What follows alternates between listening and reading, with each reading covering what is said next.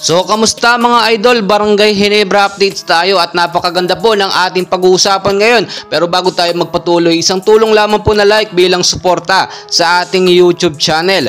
So, sa kakatapos lamang po na Leo Award na ginanap nga po kahapon, no? Marami pong nakuwang award ang ating mga Barangay Ginebra player. At unang-una na nga po dyan na pinag-uusapan, no? Ay ito pong si Junmar Fajardo, which is MVP. At hindi lang basta MVP, pang 7 times MVP award na po ang kanyang nakuha.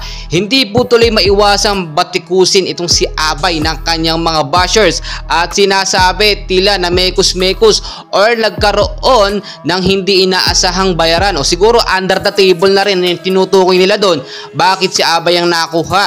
At ang sinasabi ng ilan, hindi na nabigyan ng pagkakataon ng ibang mga player po sa PBA na makakuha ng award. Lagi na lang daw po si Abay. Well guys, kung i-check nyo naman talaga ang qualification ni Junmar Fajardo, pasok naman talaga siya bilang isang MVP. Marami na po siyang napatunayan at hindi niya po pinapabayaan ang kanyang standard sa paglalaro. Diba? Kung makikinato po ninyo, kung napanood po ninyo, yung FIBA World Cup pa lang ay talagang napapatunayan na may ebidensya na deserve ni Abay o ni Junmar Fajardo na makakuha po ng MVP award. Marami din nagsasabi, tila nga daw po hinakot na lahat ng Barangay Ginebra ang magagaling na player.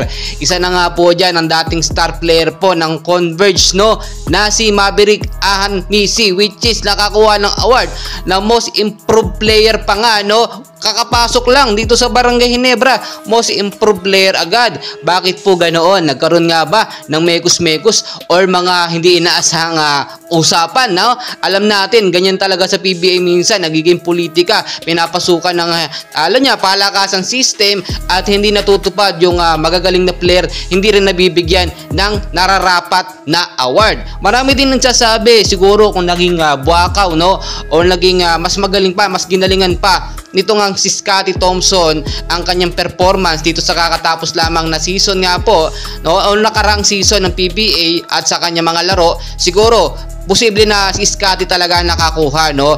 Pero alam nyo naman, nagiging advantage talaga yung height nga po ni Junmar Fajardo, no? Advantage yun. Yun din ang isang nakita nga po, no, ng PBA kaya nagkaroon ng award, no? Or naging pang 7 times MVP itong si Junmar Fajardo. So sa mga nagsasabi, bakit nga daw po ba hinahakot lahat ng Barangay Ginebra ang magagaling na player?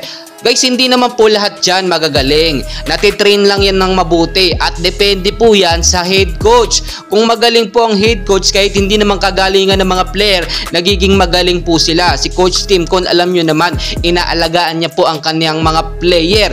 May mga magagaling kasi na player sa ibang teams, hindi naman inaalagaan or pinapabayaan.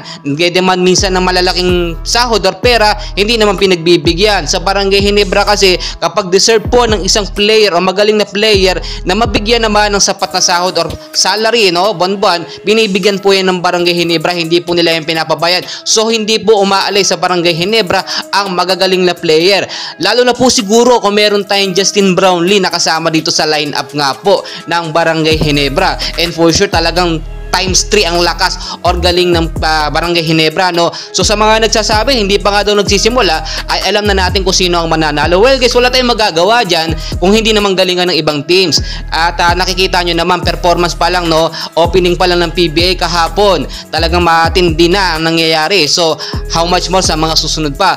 November 17 pa naman ang laban o unang laban ng Barangay Ginebra kontra sa koponan ng Converge. So may oras pa para mag-practice. So ito yung mga tanong, no, bakit daw po wala sa official lineup ito nga pong si Justin Brownlee? Well guys, paulit-ulit na lamang po tayo at sinasabi ko, hindi pa nga po lumalabas yung sanction ni Justin Brownlee kasi iniipit po ng FIBA eh. Kung nailabas po yan early bago mag November 5, for sure makakasama sa opening itong si Justin Noype Brownlee. So hindi pa po talaga siya makasama ngayon dahil inaayos pa yung proseso o yung kaso nga, no, sa kanyang naging problema dito sa anti-doping test. Pero maghintay pa rin tayo ng result resulta, posibleng makasama pa or makapagbigay ng konting time itong si JB sa nalalapit na laban nga po, unang laban ng Barangay Ginebra sa November 17.